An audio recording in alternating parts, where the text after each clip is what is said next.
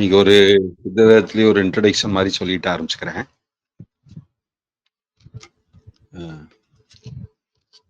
நீங்க எதுவும் இன்ட்ரடியூஸ் பண்றீங்களா? இல்லைங்க, நீங்க அப்படியே தொடர்ந்துருங்க.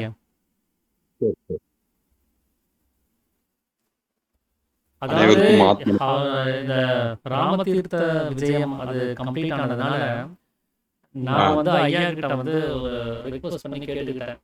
அது என்ன அப்படின்னா, சித்த வேதத்துல இருக்கக்கூடிய பலதரப்பட்ட புரிதல்களை நாம இங்க கவனிச்சுட்டு தான் இருக்கிறோம். நான் ஒரு மாதிரி அதை கவனிக்கிறேன், பாலசுப்ரமணிய ஐயா ஒரு மாதிரி கவனிக்கிறாரு, ராமச்சந்திரன் ஐயா பேசினாருன்னா அவர் ஒரு மாதிரி கவனிக்கிறாரு.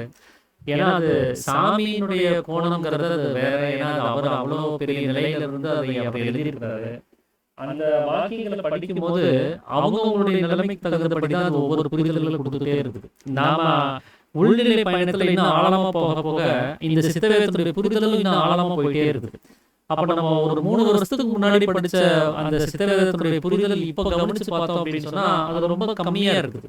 இப்ப இருக்கிற புரிதல் ரொம்ப ஆழமா போற மாதிரி இருக்குது. அது எல்லாருமே அதை தொடர்ந்து வாசிக்கிற தன்மையில இருக்கும்போது அது எல்லாத்துக்குமே புரிய வரும்.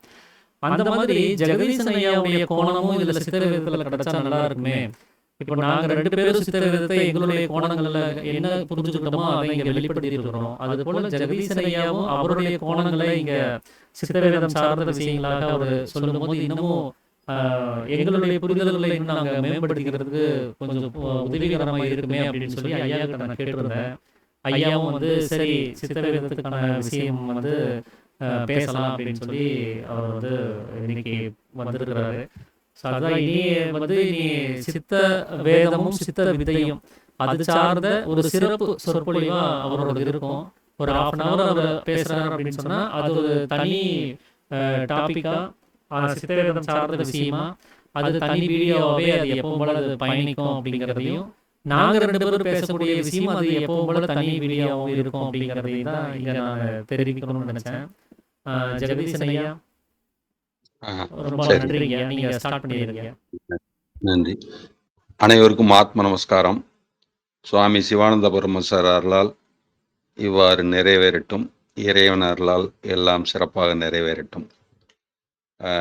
சித்தவேதம் புத்தகத்துல அவங்க ஒரு இதுக்கான ஒரு விளம்பரமாக வந்து என்ன சொல்லியிருக்கிறாங்கன்னா, இது சித்த சமாஜ நிறுவகர் சுவாமி சிவானந்த பரமஹம்சரால் அருளி செய்யப்பட்ட 5ஆம் வேதமாம் ஆன்ம தத்துவ வேதாந்த கிரந்தமும் மோட்ச சூத்திரமும் ஆகும்.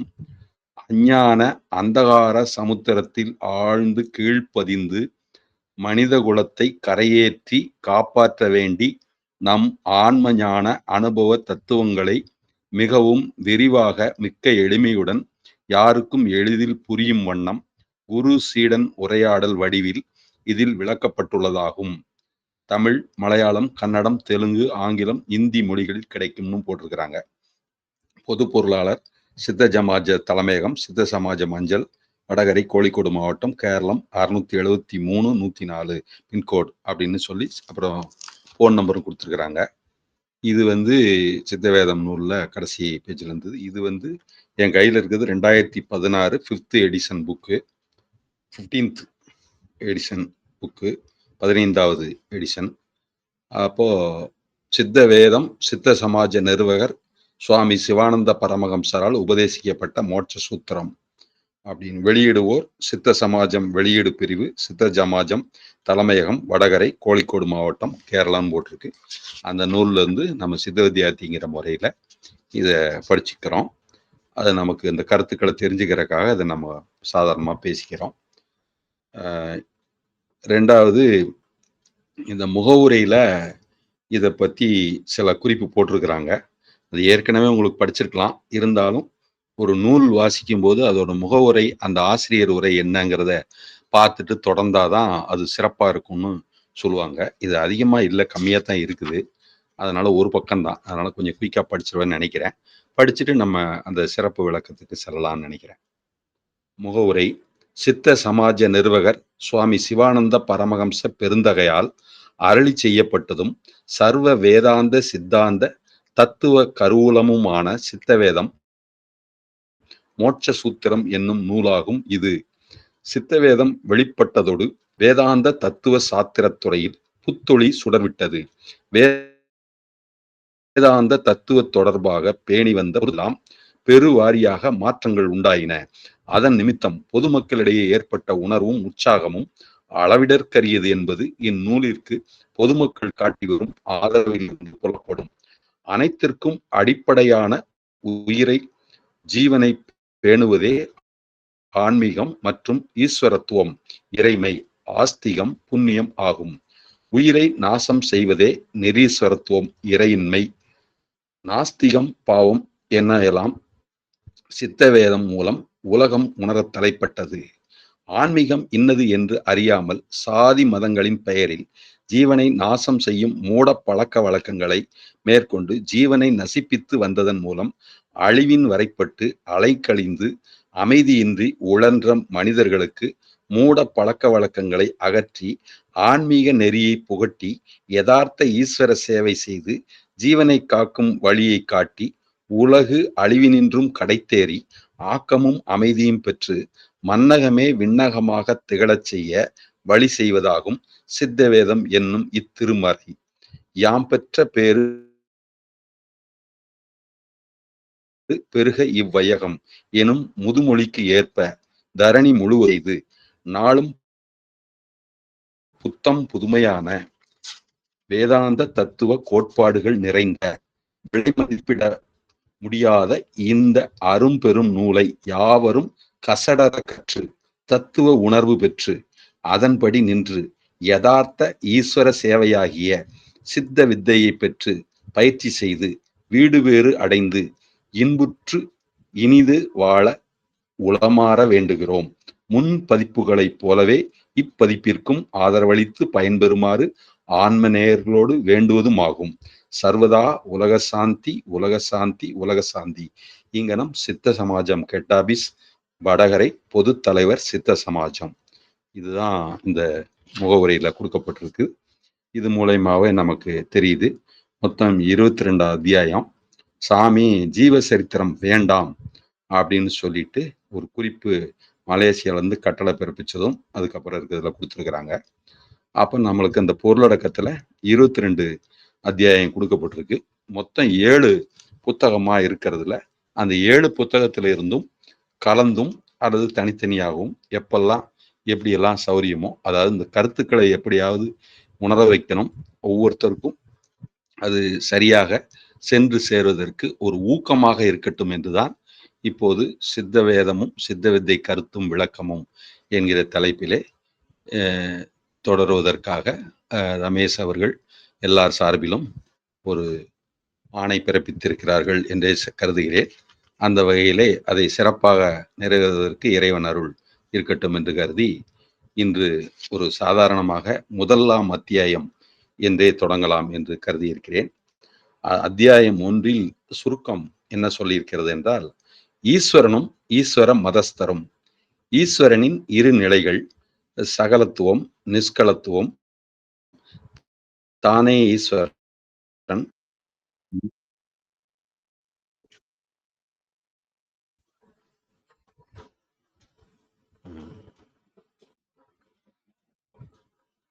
ஐயா கேக்குதுங்களா? கேக்குதுங்களா? ஐயா கேக்குதுங்க. சரி சரி, ஒரு போன் வந்துருச்சு. அப்புறம் அந்த மாதிரி தானே ஈஸ்வரன், மனமே குரு, இரண்டிலிருந்து ஒன்று உண்டாகிறது. அத்வைதம், பிரம்மமும் மாயையும் அப்படின்னு அந்த அத்தியாயத்தோட சுருக்கம், 1வது அத்தியாயத்தோட சுருக்கம் இருக்குது. இப்போ நமக்கு அந்த 2ஆம் பதிப்பின் முன்னுரைன்னு அதுல தொடர்ந்து போகுது. அப்புறம் சித்தவேதத்துல மோட்ச சூத்திரத்துல வந்தே பரபிரம்ம சிதாத்மகம்ச அப்படின்னு பாடலும் இருக்கு. அதோட விளக்கமா, சித் சொரூபனும் சாந்தமும் பரபிரம்மமும் சத்குருவும் உமாபதியுமான ஈசனை வணங்குகிறேன். பரமகுரு சிவானந்தனை வணங்குவதுடன் வணக்கத்திற்குரிய மற்ற மகான்களையும் நாளும் வணங்குகிறேன் அப்படின்னு போட்டிருக்கு.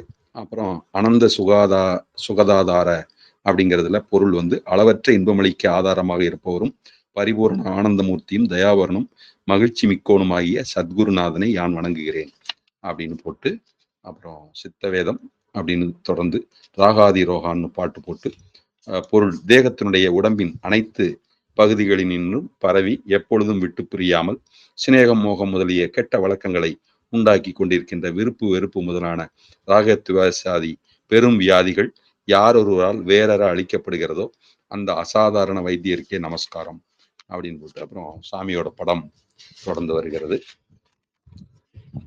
இப்போ அத்தியாயம் 1க்கு நம்ம வருகிறோம். அதுல சிஷ்யன் கேட்கிறாரு, சத்குருவே, மாயா சமுத்திரத்தில் பட்டு அலைந்து கஷ்டப்பட்டு கொண்டிருக்கின்ற எனக்கு அதிலிருந்து கரையேறுவதற்குள்ள நல்ல மார்க்கத்தை காண்பித்து தர வேண்டி பக்தி விசுவாசத்துடன் கேட்டுக்கொள்கிறேன் அப்படின்னு சொல்றாரு. அதுக்கு குருவானவர் சிவானந்தவரம் சார், அன்புள்ள சிஷ்யா, மாயா சமுத்திரத்தில் இருந்து எங்கே கரையேறுவதற்குள்ள மார்க்கத்தை காண்பித்து தர வேண்டும். சிஷ்யன், எல்லாம் வல்ல ஈஸ்வரனிடம் சேர்வதற்கு. ஈஸ்வரன் என்று சொல்லப்பட்டது இன்னதென்று உனக்கு தெரியுமா? ஈஸ்வரன் சிஷ்யன் சொல்றான், ஈஸ்வரன் என்பது உலகத்தினுடைய படைப்பு, காப்பு, அழிப்பு, படைத்தல், காத்தல், அழித்தல் முதலியவற்றின் கர்த்தாக்களாகிய பிரம்மா, விஷ்ணு, மகேஸ்வரன் என்கின்ற இவர்கள் என்று சொல்கிறார்கள். அவர்களை பல விதத்திலும் பல கோயில்களிலும் பிரதிஷ்டை முதலியன செய்து பலரும் சேவித்து கும்பிட்டு பூஜை நைவேத்தியம் செய்து வருகிறார்கள். ஆகையால் இவ்வண்ணமே இருக்கும் என்று யானும் கருதியிருக்கிறேன். குரு சொல்றார், இவ்வண்ணமே நீர் கருதி வந்த போதிலும் ஈஸ்வரனுக்கு சர்வ வியாபகத்துவம், எங்கும் நிறைந்திருக்கும் தன்மை உண்டென்றோ இல்லை என்றோ உமது நம்பிக்கை அப்படின்னு கேட்கிறாரு. அதுக்கு சீடன், ஈஸ்வரன் சர்வ வியாபி, அதாவது எங்கும் நிறைந்தவன் என்றேதான் எனது பூரண நம்பிக்கை. அப்போ குரு சொல்றாரு, அப்படியாயின் சர்வ வியாபியான ஈஸ்வரனுக்கு நாமமோ ரூபமோ உண்டாவதற்கு இடமுண்டோ அப்படின்னு கேட்கிறாரு. சிஷியன், ஈஸ்வரனுக்கு நாம ரூபங்கள் உண்டாகிற போது சர்வ வியாபகத்துவம் உண்டாக இடமில்லை அப்படிங்கிறார். அப்போ குரு சொல்றாரு, ஈஸ்வரன் நாம ரூபாதிகள் இல்லாமல் சர்வ வியாபி என்றே நீர் சொல்லுகிறீர். அப்பொழுது ஈஸ்வரன் நம் உள்ளிலும் இருக்கின்றானோ இல்லையோன்னு கேட்கிறார். அப்போ சிஷ்யன், ஈஸ்வரனுக்கு சர்வ வியாபகத்துவம் இருப்பதால் நம் உள்ளிலும் இருக்கிறான்ங்கிறாரு. அப்போ குரு சொல்றாரு, நம் உள்ளில் ஈஸ்வரன் இருக்கையில் நாம் ஈஸ்வரன் அல்ல என்றும், ஈஸ்வரன் பிரம்மாவாகும், விஷ்ணுவாகும், மகேஸ்வரனாகும் அல்லது கோவில்களில் பிரதிஷ்டை செய்துள்ள பிம்பங்களில் இருக்கிறதாகும் என்றும் மற்றுமாக சங்கற்பித்து நம்பும் போது நாம் யார் ஈஸ்வர மதஸ்தரோ அல்லது நிரீஸ்வர மதஸ்தரோன்னு கேட்கிறாரு. அப்ப சிஷ்யன், சர்வ வியாபியான ஈஸ்வரனை எவ்விதம் சங்கற்பித்தாலும் அஃது ஈஸ்வர மதம் அல்லவென்று சொல்வதற்கு இடம் உண்டோ அப்படின்னு கேட்கிறான். குரு சொல்றாரு, ஈஸ்வரன் நம் உள்ளில் இல்லையெனில் நமக்கு ஏதாவது கேட்பதற்கோ காண்பதற்கோ அறிவதற்கோ பேசுவதற்கோ முடியுமா? சிஷியன் சொல்றான், முடியாது. அதற்கு ஒரு உதாரணம் சொல்கிறோம். அதாவது ஒருவன் செத்தால் பிணமாகிறான். அதற்கு ஏதாவது கேட்பதற்கோ காண்பதற்கோ அறிவதற்கோ பேசுவதற்கோ அசைவதற்கோ முடியுமா? அப்போ சிஷியன் சொல்றான், முடியாது. குரு சொல்றாரு, அதற்கு காரணம் யாதுன்னு கேட்கிறார். அது சிஷியன் சொல்றான், அதில் ஈஸ்வர சைதன்யம் இல்லாததுவே. அப்போ குரு சொல்றார், அதனால் ஈஸ்வர சைதன்யம் இல்லையெனில் நமக்கு யாதொரு உணர்வும் இல்லை. இதோ காண்கின்ற உலகம் முதலிய யாதொரு நிலைமையும் இல்லை. ஆகையினால் ஈஸ்வர சைதன்யத்தினாலேதான் நமக்கு இவை எல்லாவற்றையும் கேட்கவும் காணவும் அறியவும் இடம் உண்டாயிற்று. அச்சந்தர்ப்பத்தில் ஈஸ்வரனே இவை எல்லாவற்றையும் அறிகிறான் என்றே நம்ப வேண்டியது. அவ்விதம் ஈஸ்வரனாயிருக்கின்ற தான் தான் அல்ல ஈஸ்வரன் என்றும், ஈஸ்வரன் பிரம்மாவாகும், விஷ்ணுவாகும், மகேஸ்வரனாகும், கோவில்களில் உள்ள பிம்பங்களிலாகும் என்றும் மற்றுமாகவும் சங்கற்பிக்கும் போது நம்மை ஈஸ்வர மதஸ்தர் என்று சொல்லக்கூடுமோ அப்படின்னு கேட்கிறாரு. அதுக்கு சிஷ்யன், அவ்விதம் ஆலோசித்து பார்க்கும்போது நாம் நிரீஸ்வர மதஸ்தர்கள் ஆகின்றோம் அப்படிங்கிறாரு சிஷ்யன். அப்ப குரு சொல்றாரு, அப்படியாயின் தன்னிலுள்ள ஈஸ்வர சக்தியை வெளியில் விடாமல் எவன் ஒருவன் தன்னிலேயே நிலை நிறுத்துகிறானோ அவனே ஈஸ்வர மதத்தன் அப்படின்னு குரு சொல்றார். அப்போ சிஷ்யன், குருவே, என்னிலுள்ள ஈஸ்வர சக்தியை வெளியில் விடாமல் என் உள்ளிலேயே எவ்விதம் நிறுத்துவது, அந்த மார்க்கத்தை எனக்கு காண்பித்து கொடுக்கும்படி வேண்டிக் கொள்கிறேன் அப்படின்னு சொல்லிடுறாரு. அதுக்கப்புறம் 4ஆம் பக்கத்துல அதை தொடருது. அந்த மார்க்கத்தை காண்பித்து தருவர் யாருன்னு கேட்கிறாரு. அவரே குருங்காரு. அப்புறம் குரு என்பவர் யாருன்னு அந்த தொடர்ந்து போகுது. அது நம்ம அப்புறம் பார்க்கலாம்.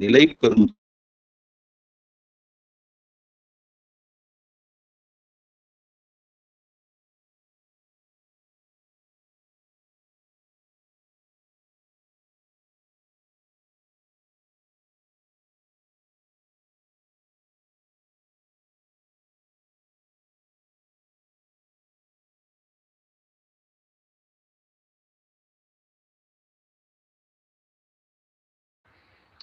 ஐயா கேட்கவே இல்லைங்க ஐயா.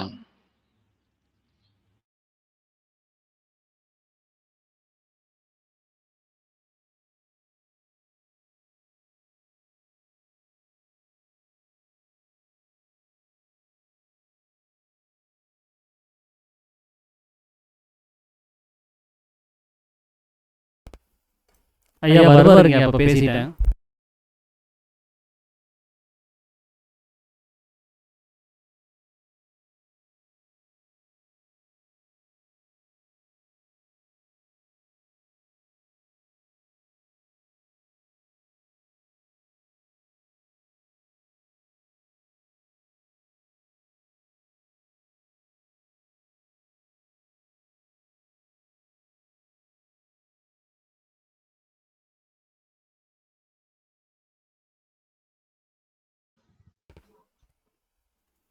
ஐயா.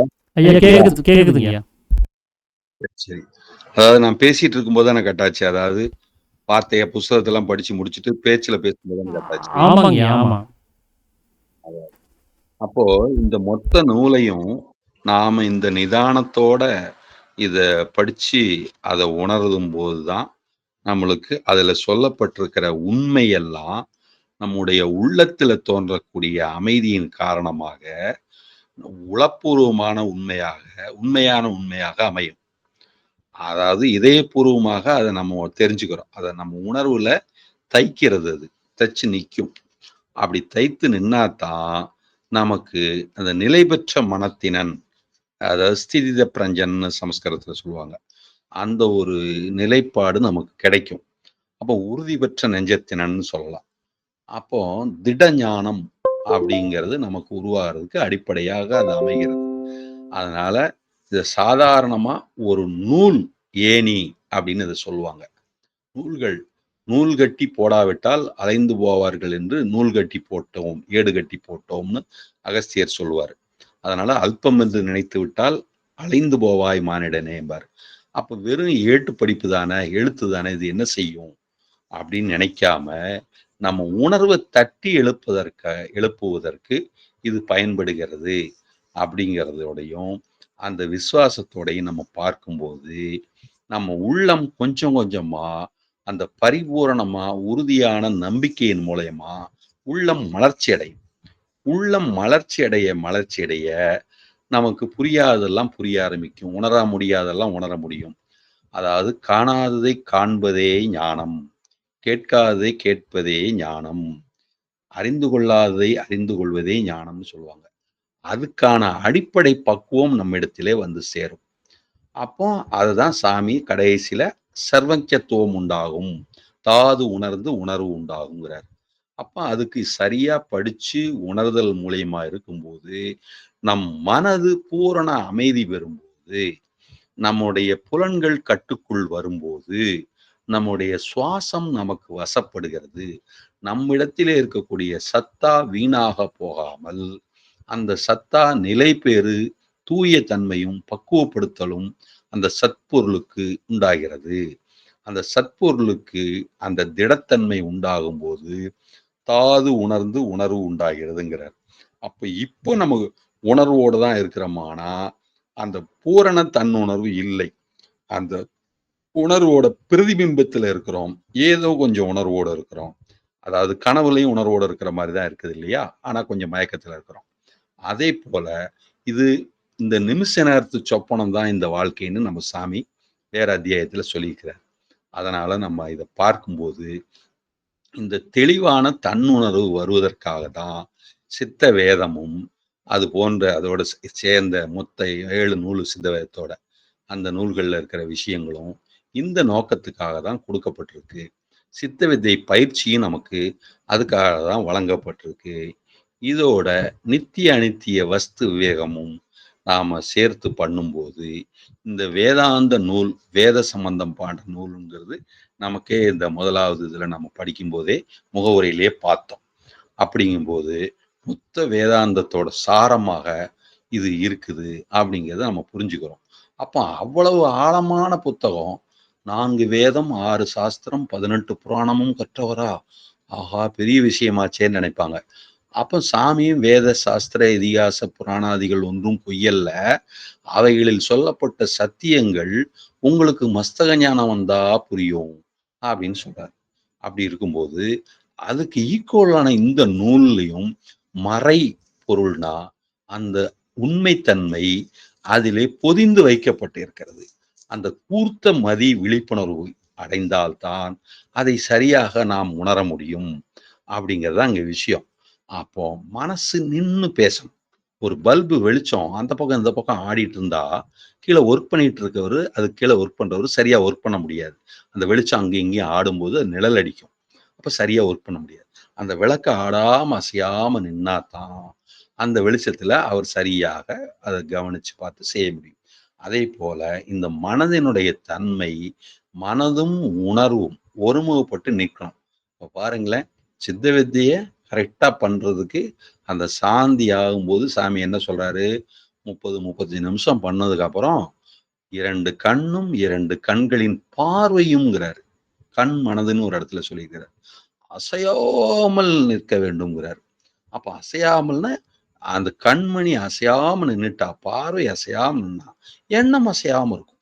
அப்பதான் என்ன நடக்குதுன்னு உங்க சரியா கவனிக்கிற தன்மையே வருங்கிறார். அப்ப பாருங்க, அசையா நாட்டத்தார் தேவர்கள்னு சொல்லுவாங்க. அப்போ நாட்டத்தை மீட்டு நயனத்திருப்பார்க்கு தோட்டத்து மாம்பழம் தூங்கலுமாமேன்னு திருமூலர் சொல்றாரு.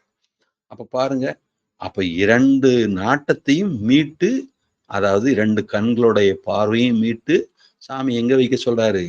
நடு நெற்றி சுழுமுனை கண்ணுல நெற்றிக் கண்ணுல வைக்க சொல்றாரு. அப்போ இவ்வளவு நேரம் பண்ண பிராணாயாமத்தினால என்ன உண்டாகுதுன்னு இயல்பான சுவாசத்துல இருந்து கவனிச்சு பார்க்க சொல்றாரு. அங்கேயே கவனிச்சு பாருங்கங்கிறது வந்துருது. அப்போ எண்ணமில்லா அன்பேன்னு மாணிக்கவாசகர் சொல்லக்கூடிய அத அனுபவப்படுத்தி பாருங்க அப்படிங்கிறது தான் சாமி. கவனிச்சு பாருங்க, அந்த என்ன நடக்குதுன்னு வாட்ச் பண்ணுங்க, ஆலோசனை பண்ணுங்க அப்படிங்கிறதுக்கான அந்த டைமிங்க 10 15 நிமிஷம் அப்படி பாருங்க அப்படிங்கிறார். உலக சாந்திக்குள்ள ஜீவிதத்துல சொல்லியிருக்கிறார். அப்படி பார்த்தா அப்ப இது எவ்வளவு கூர்த்த மதியோட எவ்வளவு கூர்ந்து கவனிச்சு இது ஸ்டெப் வச்சு போக வேண்டியிருக்கு பாத்தீங்களா? அதாவது ஒவ்வொரு ஸ்டெப்பையும் அளந்து பார்த்து வைக்க வேண்டியதா இருக்கு. எடுத்தேன் கவிழ்த்தேன்ங்கிற ஒரு வேகத்துல விவேகம் இல்லாத தன்மையிலே இதுல பயணம் பண்ண முடியாது. ஆன்மீக பயணம் மிகவும் விவேகத்துடன் கூடியதாக இருக்க வேண்டும். அதாவது இது ஜீவன் அறிவு சம்பந்தப்பட்டது. அப்ப தூய அறிவுத்தன்மையில பக்குவமான நிலையில தான் நாம இதுல பயணம் பண்ண வேண்டியதாக இருக்கிறது. அந்த அந்த கையாளக்கூடிய முறை தான் அடிப்படை. அப்ப இவ்வளவு நேரம் நம்ம பேசினது பீடிகையை பலமா போடுறீங்க. டக்குன்னு அந்த பக்கத்த சொல்லிட்டு, அதுக்கு கருத்த விளக்கம் மட்டும் சொல்லலாமே! அப்படிங்கிறதுக்கு முன்னாடி இவ்வளவு அடிப்படை தேவை இருக்கிறது. அப்போ ஒருத்தர் ஸ்கூலுக்கு போறதுக்கு முன்னாடி பேக் தயாரிக்கணும். அதுக்கான புத்தகம் வேணும். அவர் தலைய வாரிக்கணும். தலைக்கு எண்ணெய் வச்சுக்கணும். அப்புறம் அவர் சாப்பிட்டுருக்கணும் காலையில. காலையில டாய்லெட் பாத்ரூம் போயிருக்கணும். பல் விளக்கியிருக்கணும். முகம் கழுவி இருக்கணும். அதுக்குண்டான யூனிஃபார்ம் போட்டிருக்கணும். காலுக்கு செருப்பு மாட்டியிருக்கணும். அப்புறம் கூட கூட்டிட்டு போறதுக்கு யாராவது இருக்காங்களான்னு பார்க்கணும். எவ்வளவு தூரத்துல இருக்குன்னு தெரிஞ்சுக்கணும்.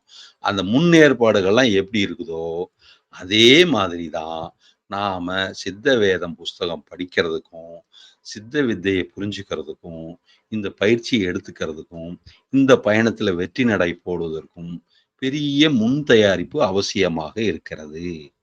அப்ப ஏதோ உபதேசம் வாங்கியிருக்கிறோம், ஏதோ கொஞ்சம் பண்றோம். எல்லாரும் மாரி அவர் நம்மளோட அதிகமா பண்ணல, அவரோட நம்ம கொஞ்சம் நல்லாத்தான் பண்றோம்.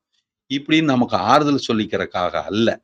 இது என்ன நோக்கத்துக்காக, எந்த லட்சியத்துக்காக இந்த வித்தை கொடுக்கப்படுகிறதோ, இந்த சித்தவேதம் புத்தகம் எழுதப்பட்டதோ, அப்படி சிவானந்த பரமேஸ்வரோட உள்ள கிடக்கையின்படி, அந்த தன்மைப்படி, இது முற்றிலும் முழுவதுமாக சிறப்பாக தெய்வீகத்தினுடைய தன்மை பூரணம் அடைய வேண்டும். இங்கே அந்த உயர்ந்த குறிக்கோள்ல உறுதியா இருந்து, நம்ம பயணத்தை கொஞ்சம் தியாகத்தன்மையோட கூட கொஞ்சம் கடும் முயற்சியோட துன்பம் வரினும் செய்க துணிவாற்றி முடிவில் இன்பம் பயக்கும் வினைன்னு வள்ளுவர் சொல்றாரு.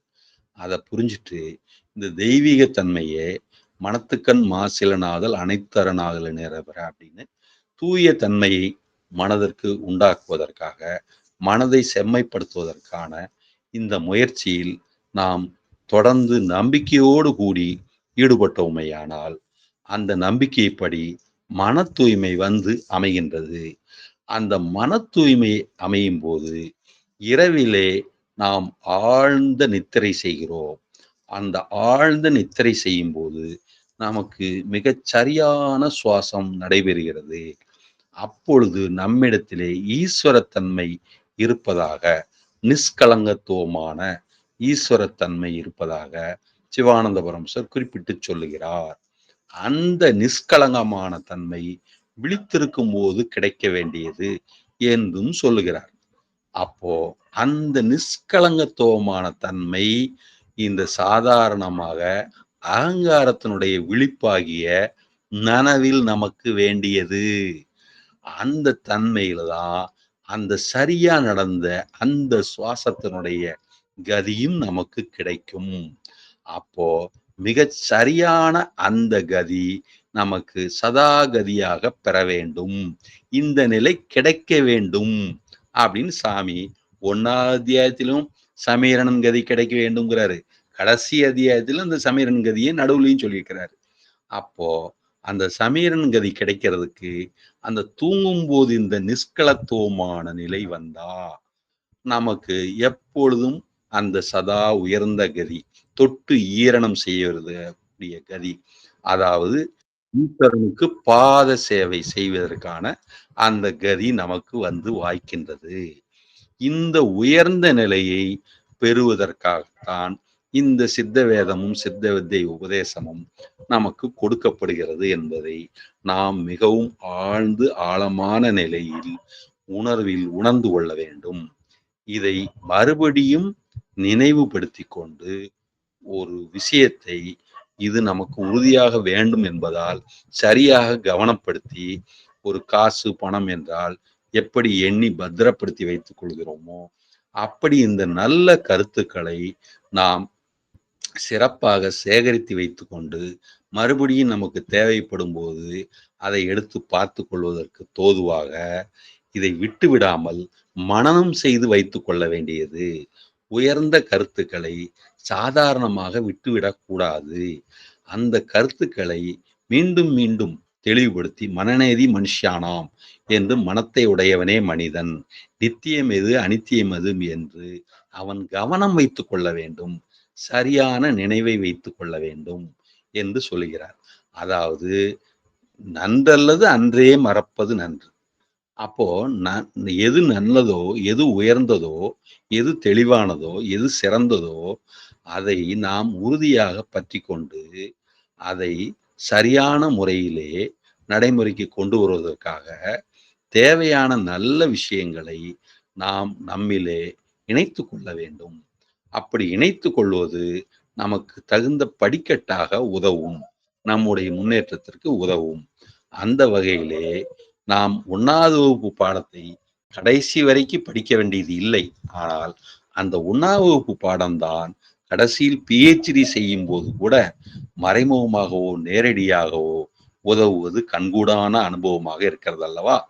அதை போல்தான் நாம் கற்க வேண்டிய விஷயங்களை தூய தன்மையான நிலையில் இருந்து கொண்டு உயர்ந்த அனுபவம் பெறுவதற்காக இந்த மன அமைதியோடு கூடிய நிலையில் கற்றுக்கொள்ள வேண்டும். அதற்கு இந்த முதல் வார்த்தை அந்த சிஷ்யன் சொல்றாரு, சத்குருவே அப்படின்னு போட்டு ஆச்சரியக்குறி போட்டு ஒரு கோடு போட்டிருக்குது. அப்போ ஆச்சரியக்குறிங்கிற ஒரு புள்ளி வச்சிருக்கு. அப்போ ஒரு கோடு ஒரு புள்ளி. அப்போ சத்குருவே அப்படின்னு சொல்லும்போது குரு என்றாலே அந்த உயர்ந்த ஸ்தானம், தெய்வீக தன்மை, இருளை நீக்கி ஒளியை தருபவர் என்று பொருள். ஆனால் இங்கு சத் என்ற பொருள் வந்துவிட்டது முன்னாலே. அப்படியானால் அவர் அந்த சீடர் இவரை சத்குரு என்று அறிந்திருக்கிறார். அந்த பக்குவத்திலே இருப்பவர் தான் இவரிடத்திலே வந்து கேட்கிறார். தகுந்த சீடனிடத்திலேதான் சிவானந்த பரமஹம்சர் உரையாடுகிறார். பாருங்கள், சித்த வித்தை பெறாத ஒருவர் இருக்கிறார், அந்த நூலை தெரியாத ஒருத்தர் இருக்கிறார், அவரிடம் நாம் மிகுந்த ஆழமாக உரையாடக்கூடாது என்பது இதிலிருந்து நமக்கு புரிகிறது. தகுந்த அதிகாரியிடத்தில்தான் நாம் ஜீவன சக்தியை விரயம் செய்தாலும் பலன் இருக்கும். அதிகமாக விரயம் செய்யக்கூடாது. தேவை ஏற்பட்டாலும் கூட அந்த பக்குவம் அறிந்து அவர்களிடம் நாம் இந்த விலாவாரியாக பேச முடியும். பக்குவ குறைவு இருக்கிறவர்களிடம் நாம் அதிகமாக பேச வேண்டாம் என்பதுதான் சிவானந்த பரமேஸ்வருடைய உள்ள கிடக்கையாக இருப்பது இதிலிருந்து நமக்கு புரிகிறது. தகுந்த மாணாக்கன், தகுந்த அறிவுடையவர், தகுதியானவர் என்று கருதினால் அன்பர் பணி செய்ய எம்மை ஆளாக்கி விட்டுவிட்டால் இன்ப நிலை தானே வந்த இதுவும் பராபரம் என்றான் தாய்மான சாமின்னு சொல்றாரு.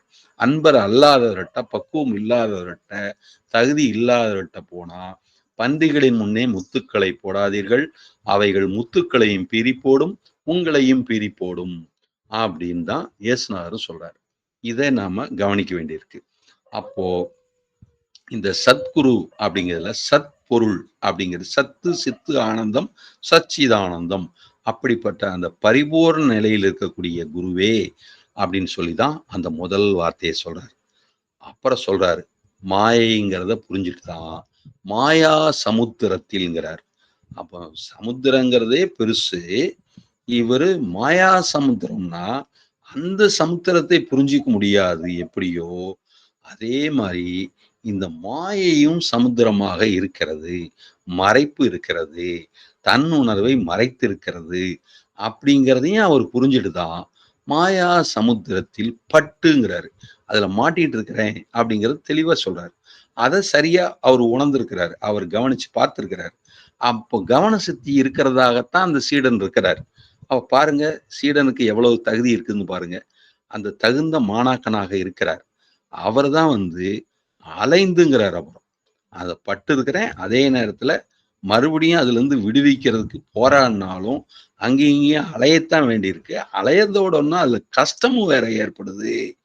அப்படிப்பட்ட எனக்கு தயவு செய்து அதிலிருந்து கருணை கூர்ந்து எனக்கு கரையேறுவதற்குள்ள, அதாவது இதுக்கு விமோச்சனம் கிடைக்கக்கூடிய ஒரு நல்ல மார்க்கத்தை, அதாவது நல்ல தெளிந்த மார்க்கத்தை எப்படியாவது தயவு செய்து காண்பித்து தருமாறு பக்தியோட, அதாவது இதை நீங்க என்ன சொல்றீங்களோ அதை பற்றி பிடித்து நம்பிக்கையுடன் கடைபிடிப்பேங்கிற உத்தரவாதத்தோட, அதே நேரத்துல பூரண நம்பிக்கையை நீங்க உங்க மேல நான் வச்சுதான் அதை கேட்கிறேன் அப்படின்னு இவ்வளவு பணிவா சொல்றாரு.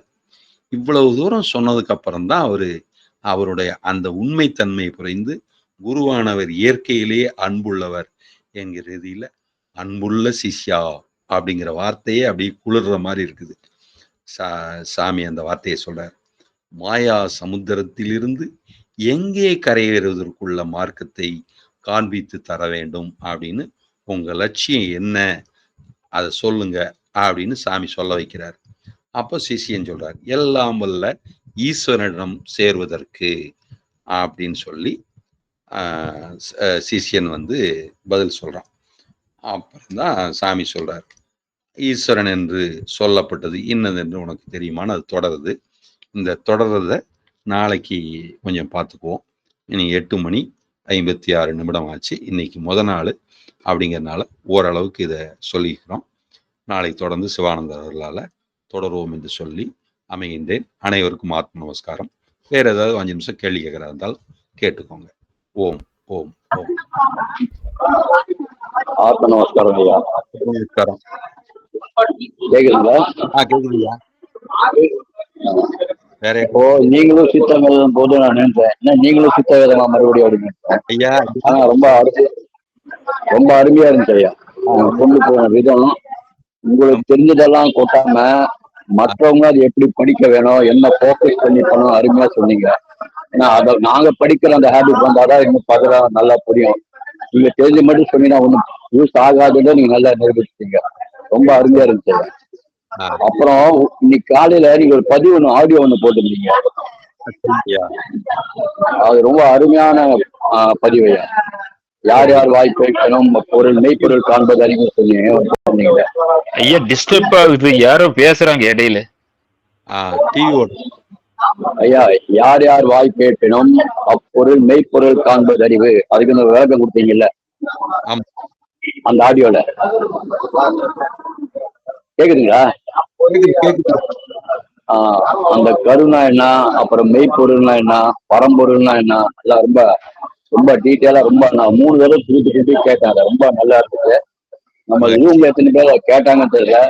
நீங்களும் சரி. ஃபர்தரா அதுக்கு ஒரு விளக்கம் கொடுத்தீங்கன்னா நல்லா இருக்கும். இன்னைக்கு வேண்டாம், நாளைக்கு கொடுக்குற மாதிரி பாருங்க. சரிங்க. ஏன்னா நீங்க கொடுத்தா இன்னும் நல்லா விளக்கம், நல்லா எல்லாரும் கேட்க வேண்டிய விஷயம். ரொம்ப நல்லா இருந்துங்க. நன்றி. அந்த கருப்பொருள், உயிர்ப்பொருள், உரிப்பொருள் அப்படின்னு ஒரு சின்ன ஆடியோ போட்டிருந்தேன். அது நல்லா இருந்ததுன்னு சொல்றாரு. அப்புறம் சித்தவேத கருத்தும் இன்னைக்கு கொஞ்சம் அதே அவங்க சொன்னதே தானே சொல்றீங்களோன்னு நினைச்சேன். இருந்தாலும் கொஞ்சம் நல்ல விதமாவே நம்ம ஆர்வமா கேட்கறதுக்கு இனிமையா இருந்தது நீங்க சொன்னது அப்படின்னு சொன்னாரு. அவருக்கு நன்றி. ஆத்ம நமஸ்காரம். சிவானந்தர் அவர்களால இப்படியே சிறப்பாக